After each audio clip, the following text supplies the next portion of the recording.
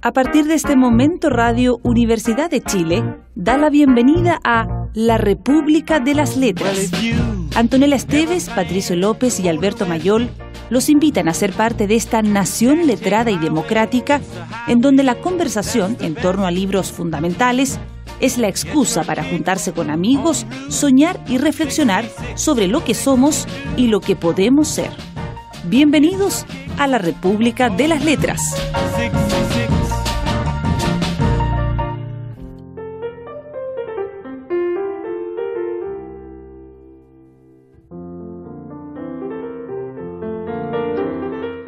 Terminado el primer acto, Joaquín, que ya había recorrido con la vista detenidamente todos los palcos, clavó sus gemelos en uno determinado. Chela, que estaba allí, observó distraída al ademán, pero creyendo reconocerle preguntó a don Javier, sentado junto a ella: «Papá, ¿que no es Joaquín?» «¿Quién, el de los gemelos?» «Sí, el mismo». Seguido de José Antonio, Joaquín abandonó su asiento y se dirigió al palco del senador. Chela no lograba ver al joven hacendado, a su amigo del verano, en aquel mozo de figura poco distinguida que venía tras los pasos de Joaquín. «José Antonio, ¿pero es usted?», no pudo menos de preguntarle después de los saludos de fórmula. «Sí, él mismo», respondió tratando de recobrar un aplomo que acababa de perder en cuanto se levantó la cortinilla del palco. Y Joaquín, previsor siempre y sin olvidar un punto de la misión que venía investido, agregó: «Es el mismo que viene a ver a la golondrina antes que ella vuelva». Chela sonrió satisfecha. Aquel sobrenombre cariñoso, inventado puede decirse por ella misma, le sonó sin embargo como una cosa extraña, y es que ella lo había olvidado ya todo. «¿Qué trabajo?», murmuró con un tono indiferente, y luego, acordándose de Anita, preguntó por ella. José Antonio le dijo entonces que las 2 matas de rosas que traía, una era regalo suyo y la otra un recuerdo de su hermana. «Ya las verá usted, cuidándola hemos rivalizado por la primera vez. Pero hasta de eso se ha acordado usted. Son de las preferidas por usted, ¿recuerda?» Oh. Ese es José Antonio. Ella no recordaba. Ese es José Antonio cayendo. Amnesia, como diría José. ¿Eh? Ese es José Antonio cayendo en los abismos del amor, en Golondrina de invierno, de Víctor Domingo Silva, el libro que nos convoca esta semana. Buenas noches, Antonella. Buenas noches, buenas noches. Buenas noches, Patricio. Buenas noches, compañeros. Bueno, profeta. Estamos con esta obra que si las novelas siempre se han caracterizado por tener uno de sus géneros favoritos, el motivo del amor, el drama de la conquista y la búsqueda de aquello, aquí tenemos multiplicado por 2, la búsqueda de 2 jóvenes del amor en el campo chileno, 2 hacendados de buena familia, ¿ya? 2 niños bien. 2 niños bien, que se enamoran cada uno a su vez de otros 2 niños bien, y que sin embargo las cosas son difíciles. Sí, porque la vida es injusta. Porque las distancias son muchas. 2 niños bien sanitos y del campo versus 2 niños bien no tan sanitos y de la ciudad. Sí, ese es un eje bien importante en la obra. La gente de la ciudad está bastante más tocada, digamos. Sí. Y le cuesta un poco entender la cosa lógica. Pero igual es superior. Pero es completa y absolutamente superior. Claro, en eso no se pierde. Esta es una obra bastante clásica de la literatura amorosa chilena, digamos. Todos la habíamos leído antes. Sí. En la adolescencia, todos además. Todos habíamos aprendido a amar con ella, a enfermarnos con esa Yo creo que hay un gran tema respecto a la educación sentimental. Sí. Y el rol que ha jugado Golondrinas de Invierno en ella. Y el rol de Golondrinas de Invierno, el rol de las canciones de Cebolla, el rol de tantas cosas que nos han hecho destruir el temple, como decía Platón, y convertirnos en personas bastante poco capaces de enfrentar.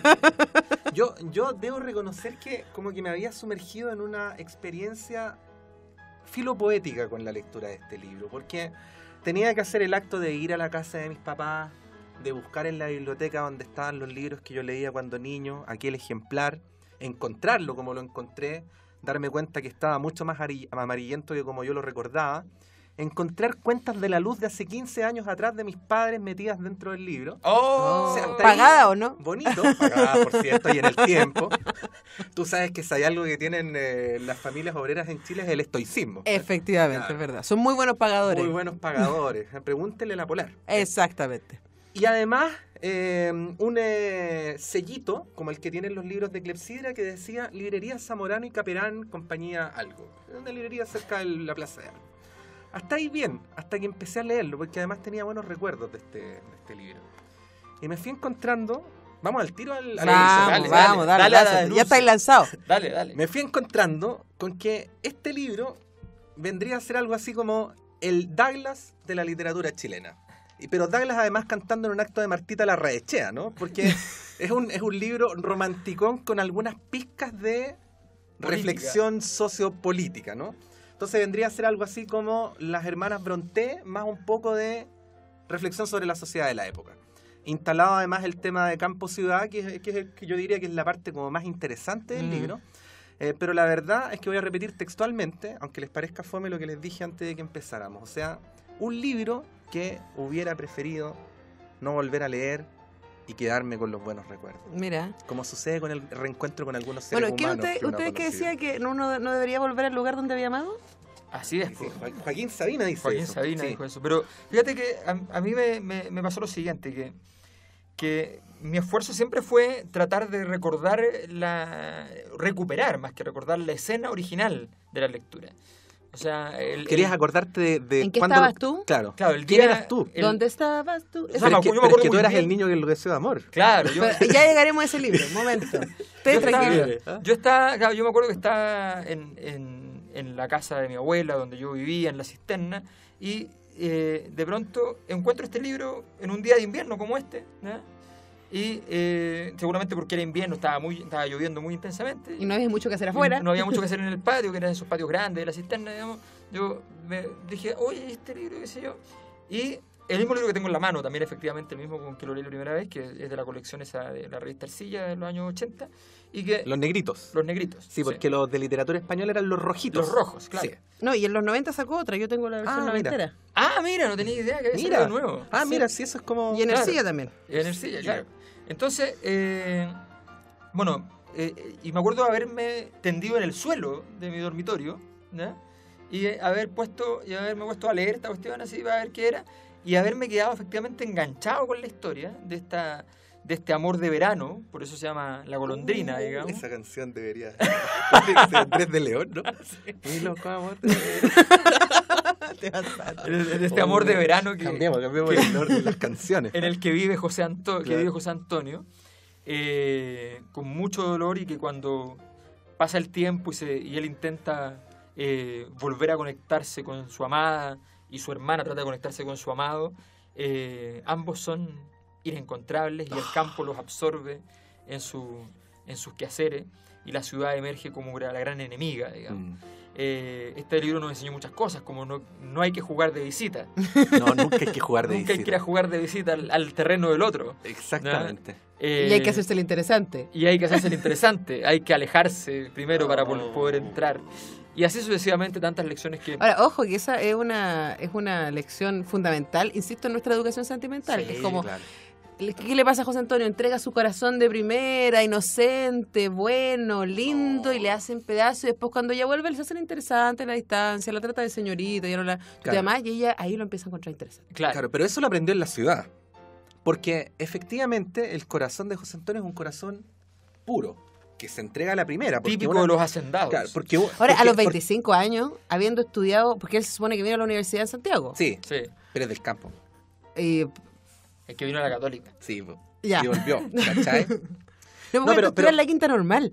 Sí, Pero hay una serie de párrafos del libro, porque una de las cosas que hay que mencionar y en las que vamos a volver después es que Víctor Domingo Silva fue un muy destacado escritor de su época, poeta, fue Premio Nacional de Teatro, Premio Nacional de Literatura y además político progresista, diputado de la República del Norte, elegido por los mineros además.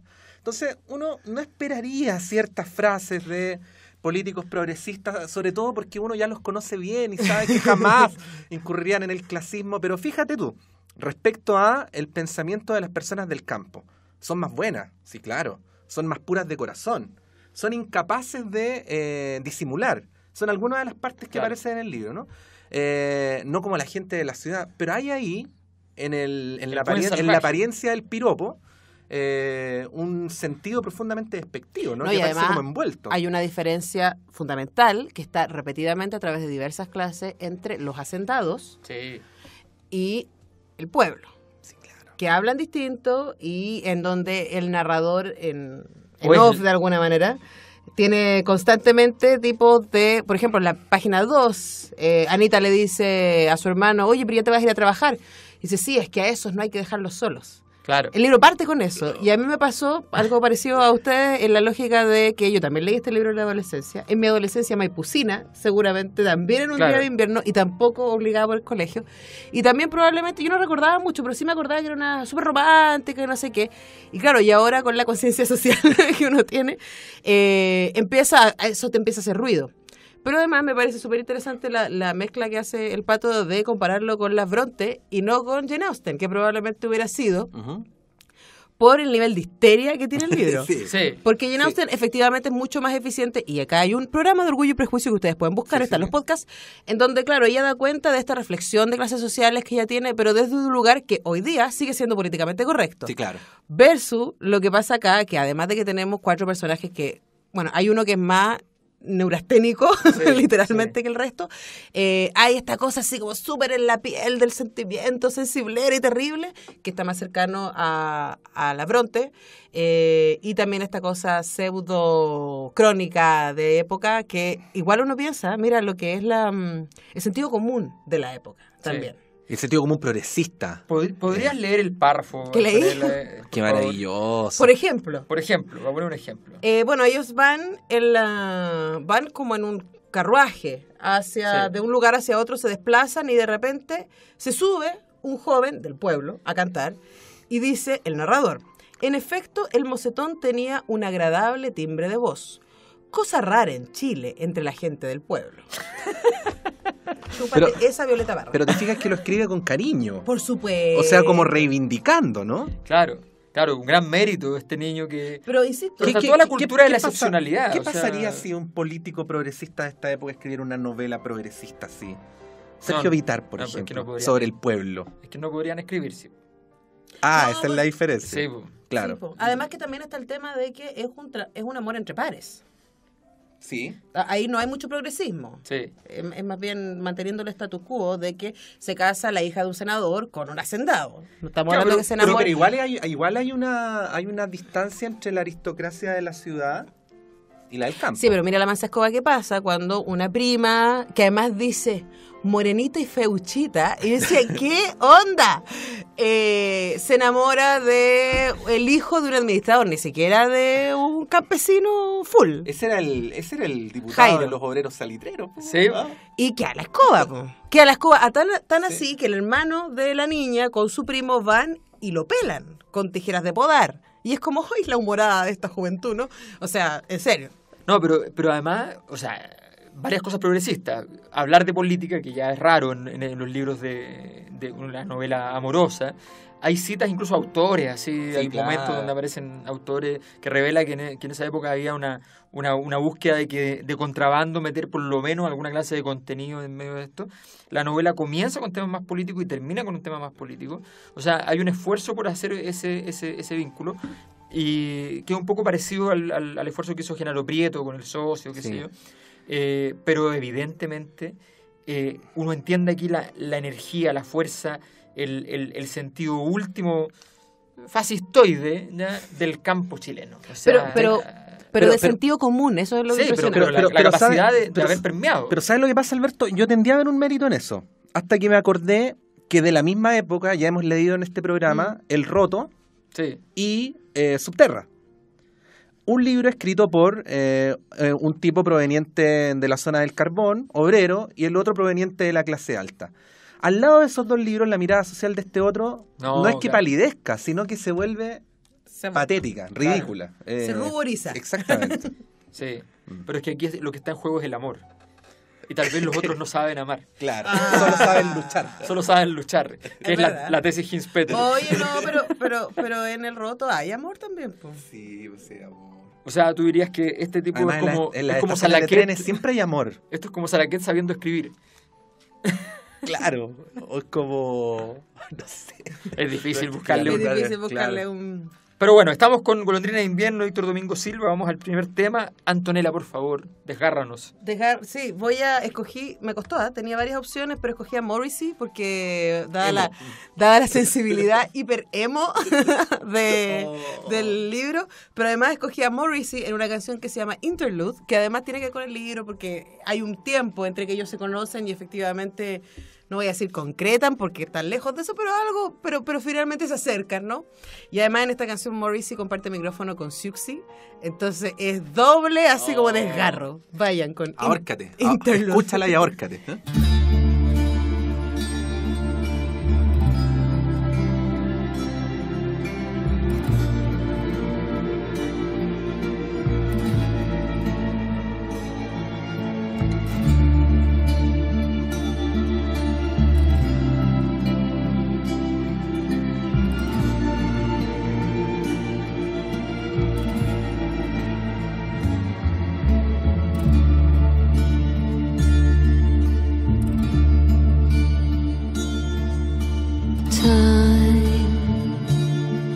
Like a dream, and now for a time you are mine.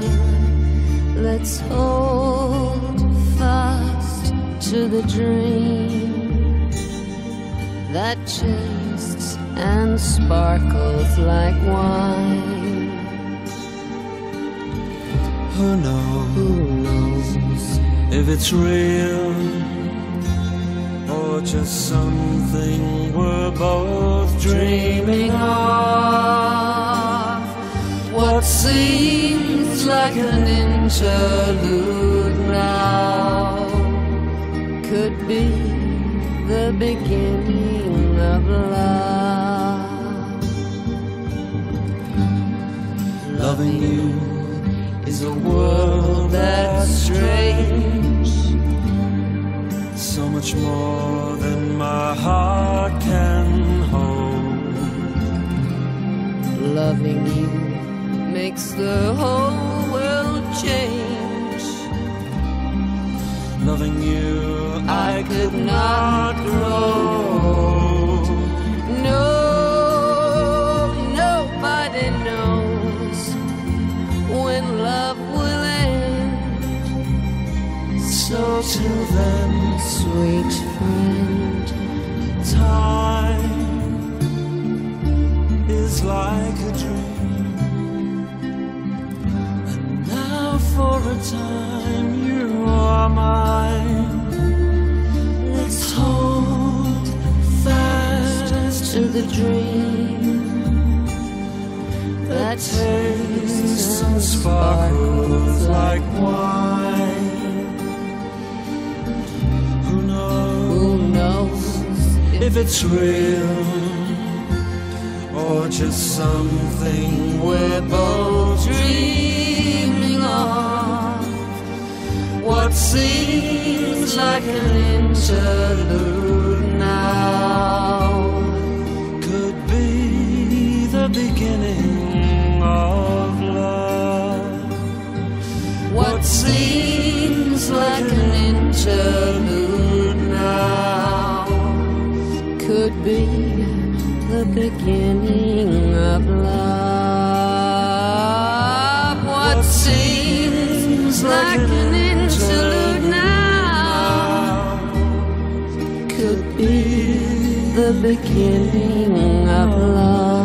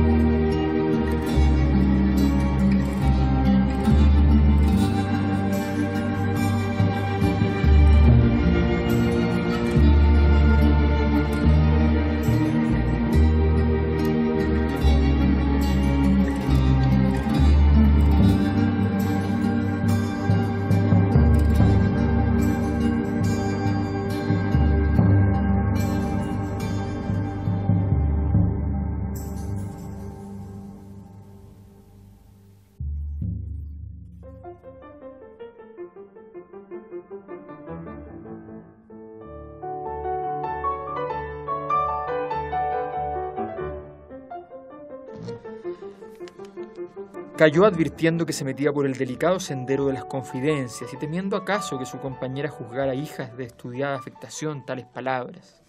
Pero ella era demasiado campesina para no estimar sincera semejante confesión, que salía a los labios del joven estudiante con un ardor cordial. Anita pensó que era cierto que existían ciertas enfermedades del alma, de las cuales algo había oído y leído ella, sin que pudiera tomarlo muy en serio. Félix debería ser uno de esos enfermos. ¿No cree usted?, preguntó. ¿No tiene fe? ¿La fe religiosa?, replicó. Sí, la fe en Dios y su divina providencia. Félix no sonrió, porque la sinceridad de Anita era tan honda que la más leve sonrisa habría equivalido a una blasfemia. Quisiera creer como quisiera amar, dijo. No sé cómo se puede vivir con el alma completamente vacía, comentó ella. Ahora sí que lo creo a usted verdaderamente desgraciado. No. Y por eso lo amaré. Bueno, es muy interesante que además aquí está lleno de esto que veníamos hablando, de esto sobreentendido. O sea, el tipo que va a aparecer como un loquito psiquiátrico es un tipo que no tiene fe. ¿Ya? Es un tipo que estudia mucho, ¿ya? Y se desvive por su... No, y él dice que son los libros los que lo han llevado a la Y son locura. los libros los que lo han llevado Ahora a la locura. yo lo entiendo. Yo lo entiendo. Como el Quijote. Como el Quijote. Ahora también tiene mucho sentido Don Alonso Quijano. el perfil de ella, niña de las monjas, que el único suceso trágico, porque mi marido me preguntaba hoy día, oye, ¿de qué se trata el libro? Parece que no lo había leído. Entonces yo le conté, básicamente de gente que no le pasaba nada en su vida. Y que claro, les pasa una cosa y estos dos, porque este parcito de hermanos de verdad se vuelven monos frente a esta cosa, y ella, niña buena de las monjas que vive en el campo, que está en su casa todo el día, no hace nada más que administrar la casa porque tiene por supuesto servidumbre, ve en él, y ese es su primer acercamiento, la noción de yo lo voy a convertir a esta pobre alma enferma. Ahora, estos chicos del campo, ¿se enamoraron de estas dos personas o se enamoraron de las virtudes de esa clase social? De la refinación, de la clase, del roce. Yo creo que también los dos se enamoran del sentimiento de estar enamorados. O sea, de esta cosa de que de verdad no les había pasado nada nunca en la vida, no había más gente. Entonces aparecen este grupo y entre ellos estas dos personas súper atractivas, misteriosas, distintas, y caen redonditos, pero no es como que tuvieron mucho que elegir, ¿no? Les coquetearon un poco y ya están en el suelo. Bueno, y ahí está la perfidia del urbano. Porque Sí. especialmente Chela, que yo me imagino que va a entrar a engrosar la lista de mujeres pérfidas de este programa. Sí. Sí, pero se rinde al final, eso le quita muchos puntos. Y se vuelve buena. Y se vuelve buena. El dolor. Viste que después... Además, dice que es el dolor. además Se arrepiente. Porque además le va mal con un conde. O sea, además ese mensaje de que uno tiene que ser feliz con las obras del conde. No, pero además esta cosa de que es el dolor al que El ella la plan B. cambia. ¿no? El plan B. Como Facundo Coria, el plan B. Pero uno... Bueno, en fin, no, ya. No, dilo, Patricio. Habla de Patricio, la mentira, dilo. Patricio. Que me iba a acordar que Emma Bovary también se arrepentía. Sí, Claro. pero después de... Pero Emma Bovary se arrepentía, pero nunca abandonaba. Pero la acuérdate histeria. la escena del carruaje. Donde Bueno. el carruaje saltaba por la ciudad. O sea, Ahora, si usted no escuchó ese programa, está en podcast. Claro. Madame Bovary, encuéntrelo por ahí. está. El Pero ¿decía carruaje. o no decía que se empañaban los vidrios? sí. No, porque No, decía yo que creo había, no lo- me acuerdo de yo creo haberlo que- leído, había movimientos extraños en el carruaje. Yo Sí. creo que no lo decía, pero yo me formé la idea Ya, pero- de que sí. Ok, comparemos ese erotismo con este, por favor. A ver, Después dale, de que dale. Félix, el médico de esta pareja que tú leías recién, Sí. finalmente declara su amor, él se tiene que ir a Sí. Europa y ella decide no acompañarlo, que era el plan de él, porque va a quedarse con su pobre hermano que está con dolores del corazón. Escena de despedida en el tren. Espérate, nota al pie. Advierto que esto es lo más cachondo que se va a leer en este programa desde el Marqués de Sade. Estamos en 1911. Claro. Anita se tomaba del brazo de su novio, sintiendo que a medida que se acercaba el momento fatal, iban escaseándole las fuerzas. Se oyó por fin el tren que se acercaba y se distinguió el foco ardiente de su reverbero, incendiando la atmósfera turbia en una gran extensión. Félix, después de los abrazos, subió de un salto a la plataforma y Anita permaneció a su lado tomada de una de las barandas de hierro, que goteaban. Cuando se oyó estridente y cruel el pitazo de la partida, Félix se inclinó hacia su novia, que lloraba ahora, sin disimulo posible ya, y la besó en la frente. José Antonio la tomó en sus brazos y el tren desapareció en la neblina. Adiós, adiós. De aquel beso inocente, último y sentido adiós de un alma viajera a otra alma que se quedaba suspirando por ella, se habló mucho tiempo y con escándalo en el pueblo. Los rosales fueron el blanco de epigramas inmundos. Las niñas Morales, que nunca habían conseguido que Félix llegara por su casa, dijeron limpiándose la boca que ellas nadie las vio nunca cambiarse un beso con ninguno de sus pretendientes. La hipocresía, mala siempre, confundía en un solo lenguaje del amor y del pecado. ¿Y de dónde salieron todos los hijos en el campo? Sí. Porque no se ven. El rucio. El rucio. ¿De dónde salió el rucio? Claro, el tema es el espacio público que le dicen. Claro, tenemos lleno de escenas de contención, de retención, de incapacidad de expresar. Donde, sinónimo de virtud. Claro, porque vemos, por ejemplo, cuando cruzan en esa escena heroica nuevamente, donde José Antonio lleva a Chela raudamente en su vehículo, que se compra un auto, ¿ya? Y es la escena de acción de la novela. Es la escena de acción, claro. Es el Terminator de la novela. Y va avanzando, incluso un puente, qué sé yo, de pronto empieza a sentir ruidos y se da cuenta que hay una avalancha que viene cayendo una gran avalancha por el estero y que va a romper el puente. Entonces tiene que cruzar el puente antes. Pero si no se quedan al otro lado. Claro, y Chela va tapándose los ojos y siente que el ruido del suelo cambia y por tanto abre los ojos y ve que está en el puente y logra superarlo y pasa justo detrás de ellos la avalancha destruyendo casas y sobre todo a pobres, en fin. Y Chela entonces dice, en ese momento ella deseaba besarlo, pero obviamente no lo hace. No, o sea, porque este también es otro tema.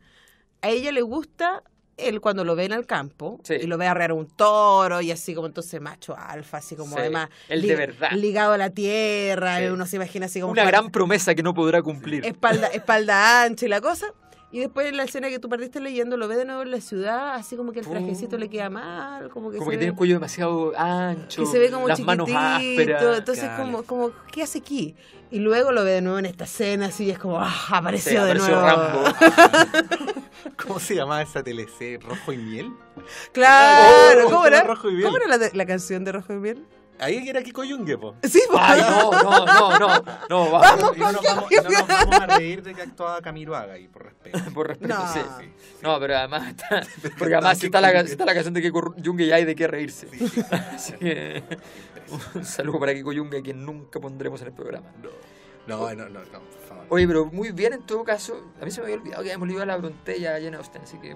Pero leímos a una Bronte, no hemos leído... No, leído a las tres. No. Las tres tienen libros, podríamos hacer una... No, leímos... El mes de los Pero también tenía dos hermanos escritores. Sí. Hay uno que se escribió un libro que se llama Pacha Pulay, que también yo leí en el colegio. ¿Ah, sí? Sí. No, claro, pero yo no recomendaría seguir leyendo a los hermanos Silva. No. Por favor, con esto ya estaría bien, ¿no? Hay tanta literatura chilena claro, que podemos leer. ¿A qué Silva podemos rescatar? ¿A Luis Eugenio? ¿A Silverio? ¿A Luis Eugenio Silva? Vamos a ir un tema, Patricio. Mejor. Vamos a ir un tema. Yo los voy a invitar cordialmente a escuchar a Olga Guilló. Déjale. Contigo en la distancia. Un romántico.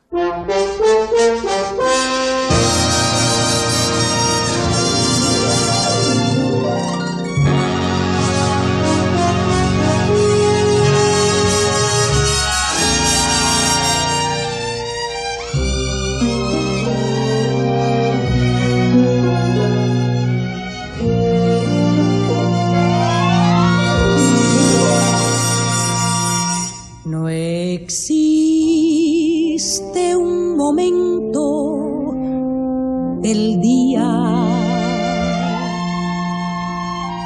en que pueda apartarte de mí. El mundo parece distinto cuando no estás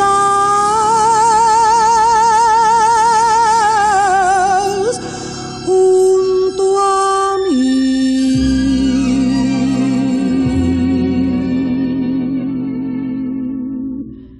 No hay bella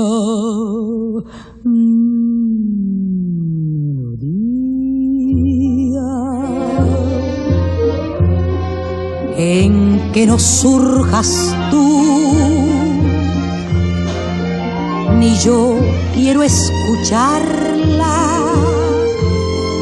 Si no la escuchas tú, es que te has convertido en parte de mi alma. Ya nada me consuela si no estás tú también. Más allá de tus labios, del sol y las estrellas, contigo en la distancia, amado mío, estoy.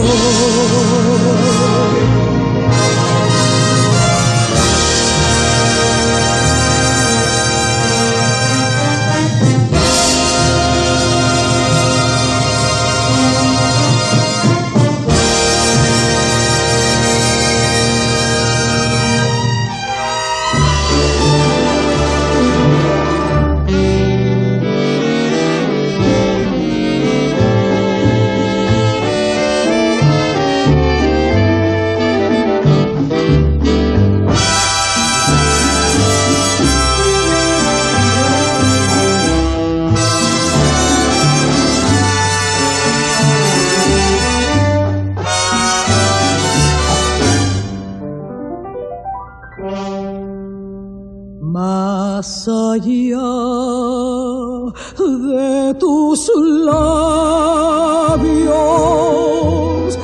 del sol y las estrellas,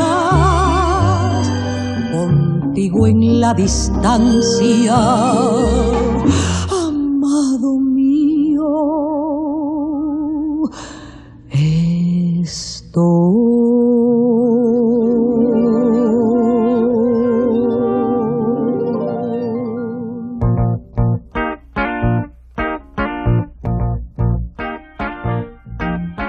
Well, if you ever plan to motor west, Jack, take my way, it's the highway.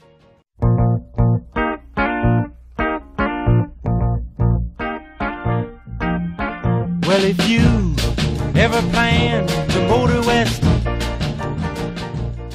Jack, take my way, it's the highway.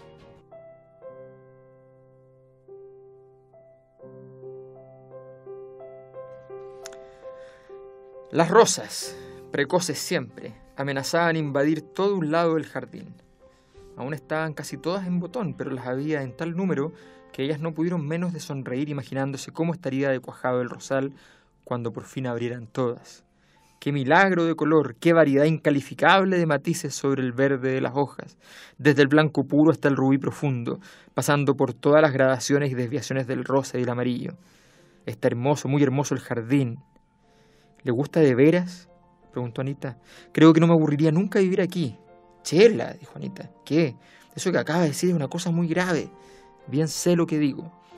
¿Y si yo se lo repitiese a José Antonio? No, no hará usted eso. ¿No ha dicho usted misma que es una cosa muy grave? Quede esto entre nosotras. Al fin, ¿qué interés podría tener para él? ¿Le parece a usted que no? Casi lo aseguraría. Anita iba a hablar, pero recordó las indicaciones de su hermano y temió con una indiscreción desbaratar todos sus proyectos.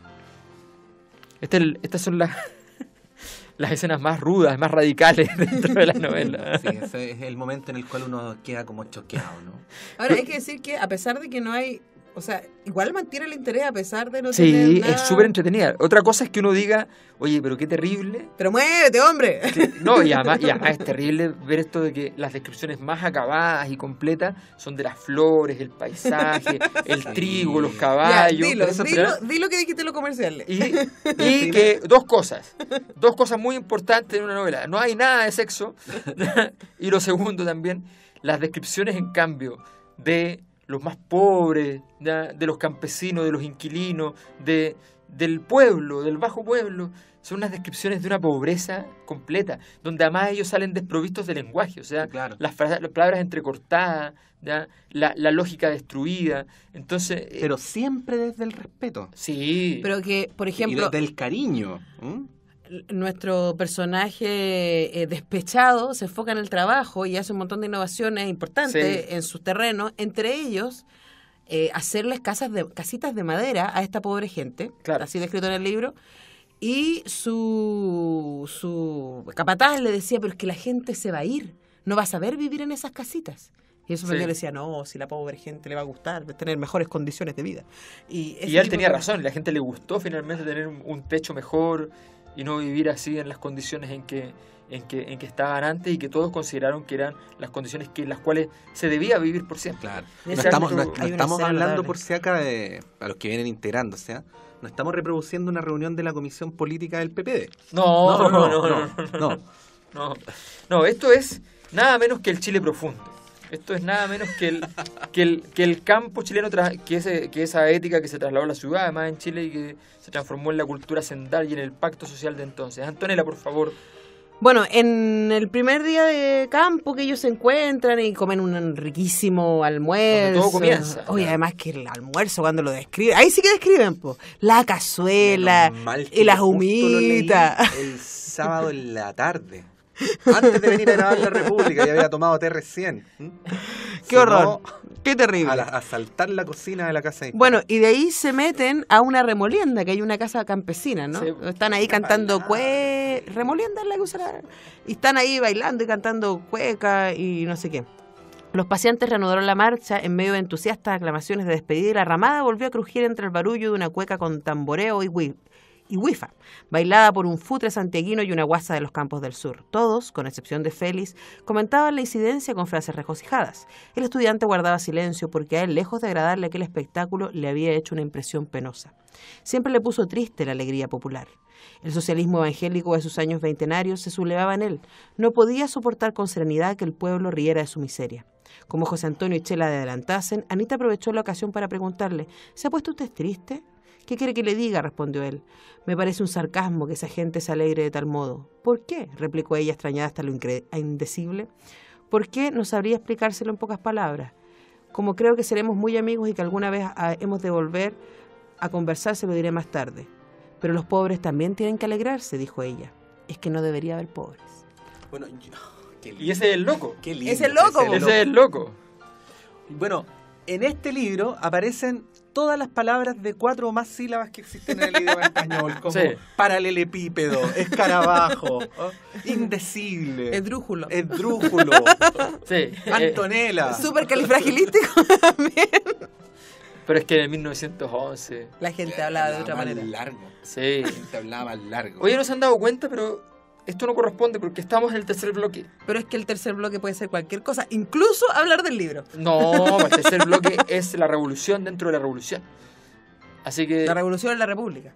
Así que tenemos que hacer lo que hacemos en el tercer bloque para comenzar, es hablar de nuestros amigos. Vamos a partir homenajeando a nuestro querido Omar Sarraz. Así es. Y a la librería Clepsidra. Una librería donde usted puede encontrar de todo. Puede encontrar los libros de Víctor Domingo Silva, los de Alberto Mayol, los de Toño Freire. Es verdad. Y puede, los de Navia. Y a veces se puede encontrar con Patricio López, con Antonella Esteves. ¿Verdad? Adentro mismo del lugar. Inclusive. Con Alberto Mayor el sábado de la mañana seguro. Así es. Una vez me encontré con Gonzalo Robles en la librería Clepsidra. No, te puedo creer. Y me acordé de Sáltame Cochina. Y de los aiguures que tenían mucho que ver con esto. Fantástico. Sí. Bueno, José Pedro Alessandri 94, usted llega, se sumerge en Clepsidra mientras Omar baja al sótano y desde las entrañas de la tierra recoge un libro como si fuera una flor. Como si fuera uno de los 33 mineros. Como si fuera 33 mineros. Estamos bien en el sótano. Que estamos justamente en la época en que estaban en el sótano. Exactamente. Bien, y a pocos pasos de ahí, 180 pasos para ser exacto, caminando por Irarrázaval un poco hacia el oriente, usted, justo antes de llegar a la Plaza Ñuñoa, a unos metros, se encuentra con el restaurant bar La Isla. Usted llega ahí y se sumerge también en un festival de emociones. Ingresa y va a encontrar ahí el bar latinoamericano, con el cual usted empieza con el fervor clásico del alcohol, y luego se encuentra con los rinconcitos, donde puede dar rienda suelta a otras pasiones. Sí. ¿Ya? Tiene menos tiempo, sí, que el de los protagonistas de Golondrinas de Invierno. Así es. Tiene una hora de cierre, no se puede tomar 3 meses. Sí. No, pues toman todo un año. Recuerda que es de verano a verano. Sí, impresionante. ¿Eh? Sí, pues. Bueno, en International 3465, La Isla. La Isla que además nos permite comentar. Vamos a hacer ese libro, ¿no? ¿Sí? Vamos, juguemos. No, como ustedes quieran. Sí, démosle. Ya, entonces vamos a hacer justamente a propósito de Isla. Vamos a hacer, Patricio, Utopía. al Tomás. Utopía del Tomás Moro. Sí. No del Jocelyn. No. No. No. Que también tiene utopía, digo yo. Sí. No. Y tampoco de Aquino. Ya. Claro. No. Aquí no. No. Aquí no. no. Aquí no. No. Vamos La con suma teológica vamos a hacer la próxima semana. Una cosa liviana para el sábado de la noche. completa y en su idioma original.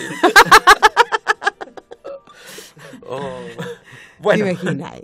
sería formidable. Bueno, algún día podremos hacer...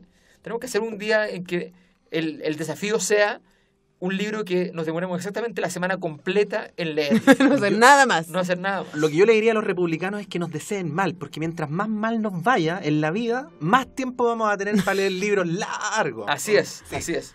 Así Así es. que nos vaya pésimo. Oye, pero además hay que tirar la oreja a nuestros amigos republicanos porque estaban muy flojos en el Facebook. Hubo un tiempo maravilloso donde la gente pedía libros, proponía Es que libros. no hemos regalado libros tampoco. Es verdad. Pero Y hubo un tiempo que ni siquiera regalando, igual la gente... ahora, nos habla. igual es flojera de nosotros porque hay que decir que Clepsidra nos sigue mandando libros y nosotros no los hemos regalado. Somos muy ¿En flojos. serio? Vamos. Tenemos acumulado aquí. No. Tenemos que hacer una venta Una de bodega. liquidación. Ya, vamos a poner va a aparecer en el Facebook un concurso de repente esta semana. Así nomás. Esa onda. Patricio, danos un poco de tu música. Vamos a escuchar a Juan Luis Guerra. Una canción que se llama Me enamoro de ella.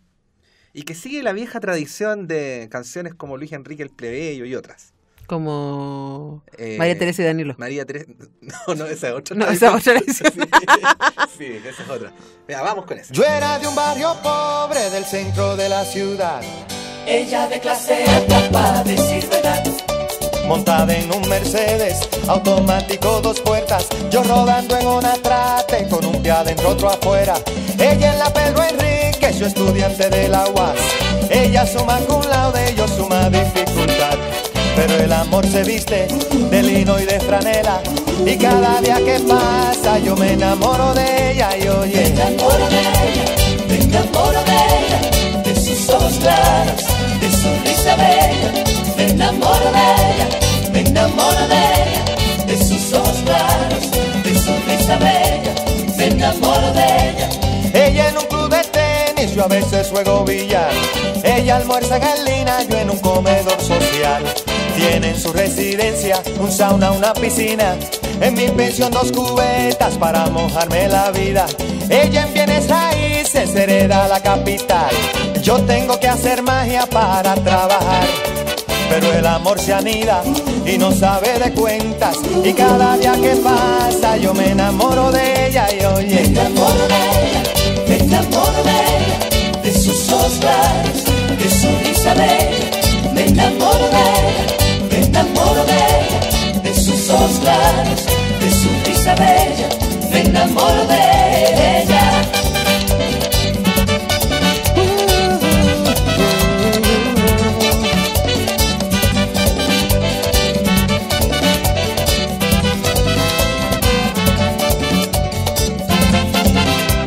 esta historia se escribe sin principio ni final. Ella estando en sus buenas y yo siempre estando mal. Pero el amor se viste de lino y de franela, y cada día que pasa yo me enamoro de ella. Y Me hombre, enamoro de ella, me enamoro de ella, de sus ojos claros, de su risa bella. Me enamoro de ella, me enamoro de ella, de sus ojos claros, de su risa bella. Me enamoro de ella.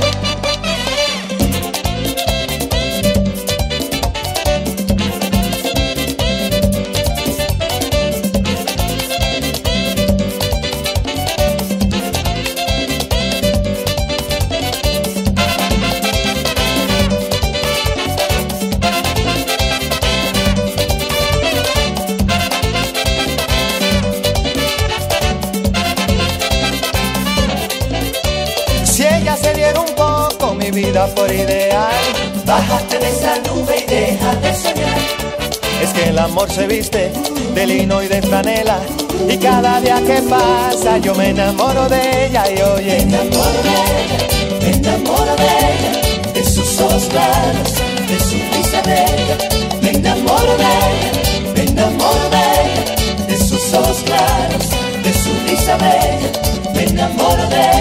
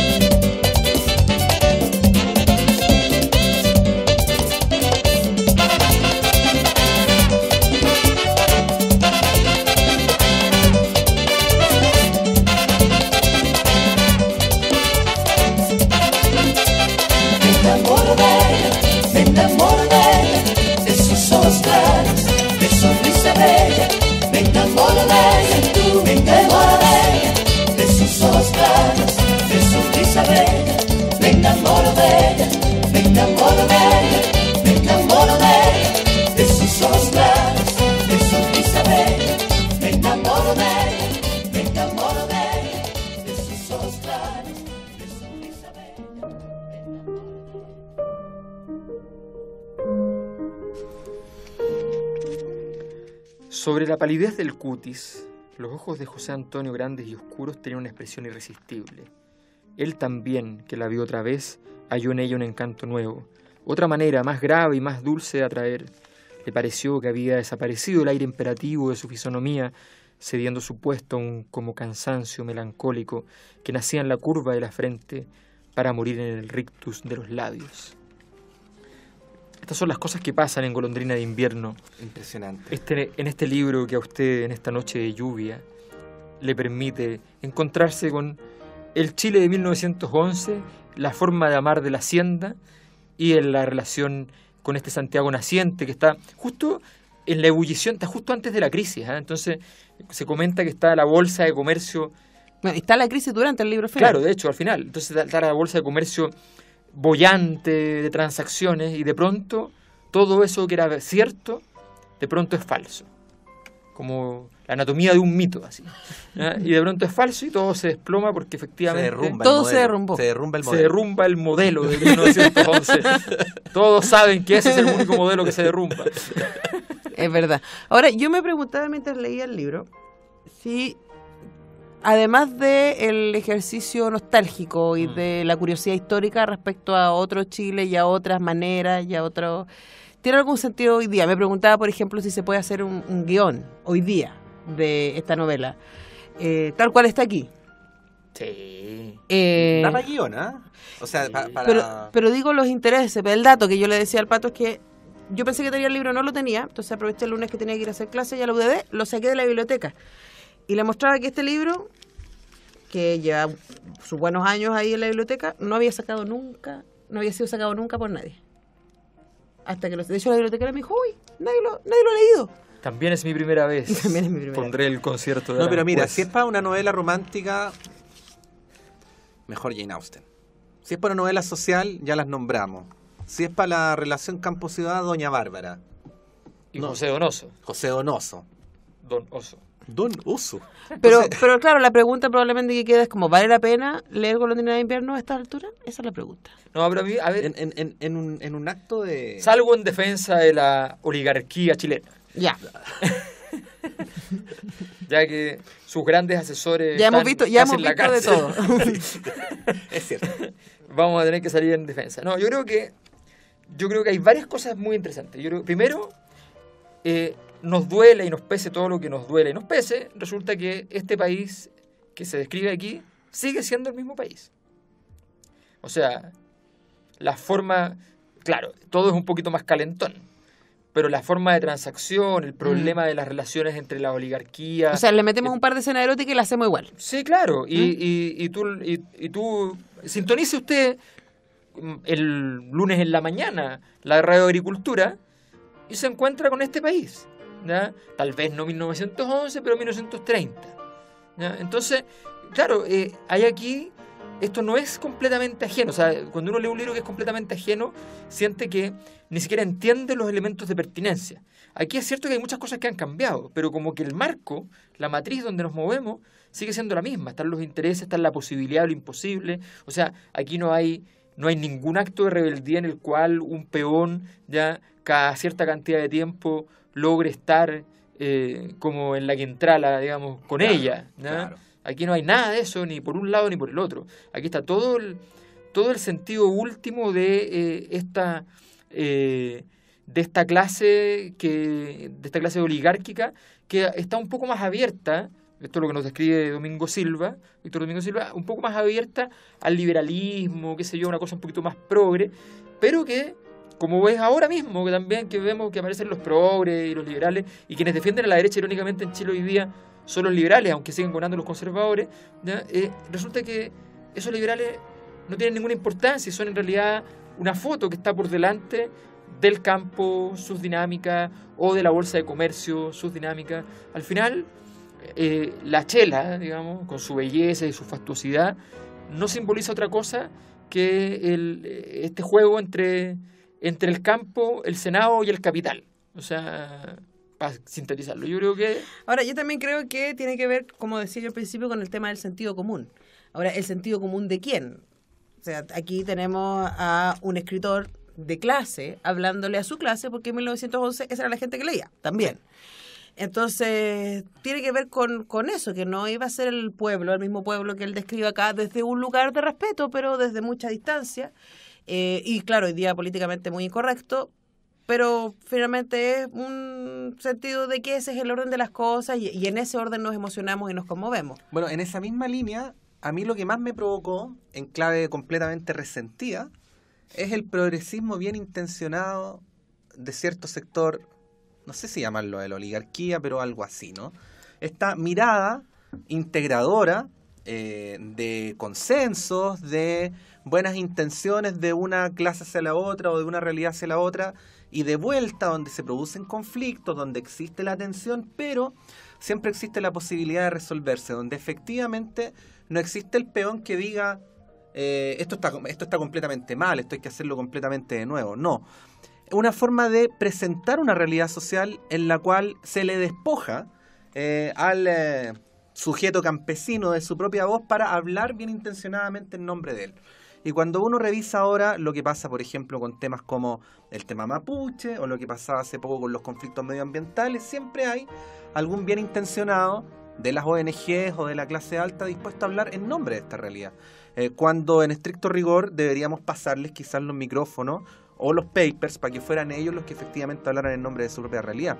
Eso me provocó, y me provocó en mala, y diría que vendría a ser la razón por la cual siento, aparte de las risas que me provocó, que ha valido la pena leer este libro. He dicho, compañeros. Compañeros, este libro pasa a ser quemado no, en el instante. En el Tribunal Revolucionario. No, porque además siempre... Por reformista. En el TR del CC. No, del CC. Hay un goce estético, especialmente en este programa, de leer Un corazón destrozado. Sí. No, pisemos la capa entre superhéroes. Es así nomás. ¿Qué es un corazón destrozado? ¿Qué es eso? Yo nunca he sabido lo que es un corazón destrozado. Para eso está la literatura. Para eso está la literatura, para que usted sepa. Esa gente a la que se le rompe el corazón, qué extraño. Qué débil. Y no tiene otro de repuesto. No tienen otro de repuesto, sí, es un buen punto. Sí, ahora existen los corazones artificiales. Usted lo puede conseguir por millones y millones Creo de que en la pesos. moneda hay alguna. Bueno, parece que nos tenemos que ir. ¿Por qué no Sí, nos tenemos que ir. Hay gestos por todos lados. Es que está muy convulsionado. Ah, es una toma en la radio. Hola, secundario. ¿Cómo estás?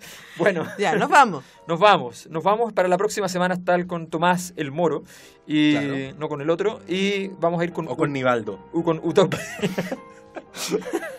Nos vamos con Utopía y nos despedimos hasta la próxima semana en este sábado de invierno con la golondrina que ya se nos No explicamos por qué el libro se llamaba Golondrina de invierno, digámoslo al final porque es muy ñoño. Dilo, por favor. Se llamaba Golondrina de invierno porque la golondrina aparecía en primavera, verano, después se iba. Claro. Pero después volvía, ¿no? Claro. Y la migratoria. Y la golondrina, finalmente, Chela volvió, que él le había puesto golondrina, o ella misma se había puesto en realidad, volvió justamente en un invierno. Y se quedó. Y se quedó para siempre. Chan. Lindo. Si usted quiere vivir esa experiencia del amor, volverán las oscuras golondrinas. se abrirán. Gracias, Camilo. Se abrirán las grandes alamedas por donde pasen las oscuras golondrinas. Nos vamos. Ok. Hasta gracias, luego. Chao. Muchas gracias. Antonella Esteves, Patricio López y Alberto Mayol y su República de las Letras regresan la próxima semana con un nuevo libro y nuevas conversaciones. Los esperamos. On Route 66.